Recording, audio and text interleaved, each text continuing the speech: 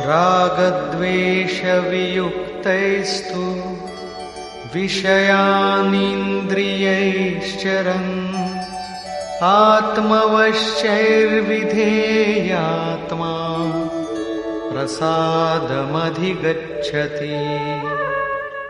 আত্মবিধি প্রাপ্ত প্রত্যক্ষদর্শী মহাপুরুষ রাগ দেশ মুক্ত হয়ে স্ববশীভূত ইন্দ্রিয়সমূহ দ্বারা বিষয়ানুচরণ বিষয়সমূহে বিচরণ করেও প্রসাদমধিগচ্ছতি অন্তঃকরণের নির্মলতা লাভ করেন।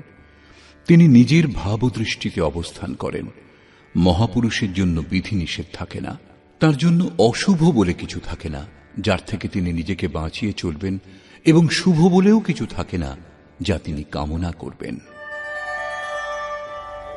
প্রসাদে সর্বদুঃখানাং হানিরস্যোপজায়তে প্রসন্নচেতসো ইয়াশু বুদ্ধি পর্যবতিষ্ঠতে।